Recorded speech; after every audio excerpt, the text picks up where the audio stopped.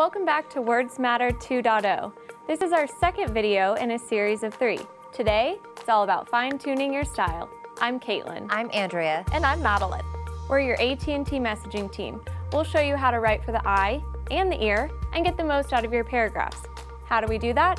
1. Put what matters first. 2. Remember first impressions are everything. And 3. Spice up your paragraphs. Let's jump in. First, front load your copy.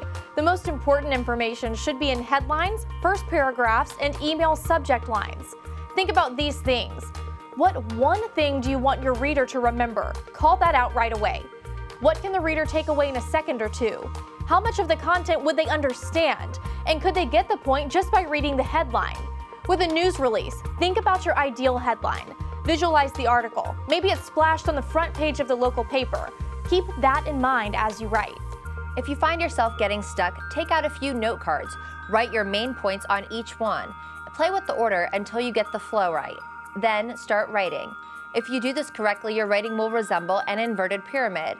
The large section is the who, what, where, when, why, and how. Next, add important details. The smallest section on the bottom is where general and background information belongs. Edwin Stanton was President Lincoln's Secretary of War. He established a style of writing after Lincoln's assassination in 1865. Take a look at his press release. You can see he starts out with the news here. He gets in the who, what, where, when, why, and how. Then he gives important supporting details, answering all the follow-up questions a reader may have. In closing, he presents the least important information. You know the whole story just by reading the first sentence. Stuck? If you have notes or quotes from an interview, just start typing them up. Then arrange them in the order that makes sense to you. The most important facts will find their way to the top. Now let's talk about making a good first impression. Have you ever opened a document or a link with a long block of small type and closed it out? I know I have. And you're not alone. Before a line of copy is read, you've already formed an impression. Long blocks of copy instantly turn off readers. Ugh. But if we take the same copy and break it up, now look, not so scary, is it? Much better. Breaking up copy is not only more visually appealing, it also emphasizes important points. Remember when we asked, what can the reader take away in a second or two? You can impact that with design and structure. This doesn't just apply to things like marketing material and press releases. Think about this when you're crafting an email or a PowerPoint deck. Here's how. Create subheadings. Limit paragraphs to a few sentences. Break lengthy information into lists. Include digital assets like video, pictures, infographics where possible. Take a look at this news release. It's not overwhelming, it's easy to scan. You can quickly pull out the main points. And the final step, add some spice. No one wants to read a paragraph without variety.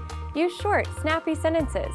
They're more fun to write, easier to understand, and help you convey your thoughts more clearly.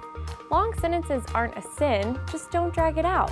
Good copy is made up of both long and short sentences, mixed to create the perfect rhythm. Some of you might be thinking, easier said than done. Good point.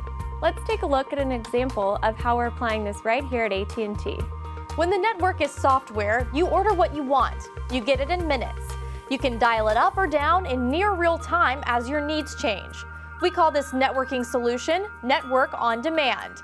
And today we're expanding the availability of our Network on Demand services.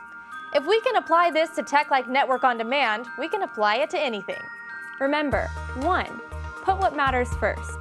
2. Make a good impression. And 3. Variety is the spice of paragraphs. Thanks for joining us. Stay tuned for our final episode of Words Matter 2.0.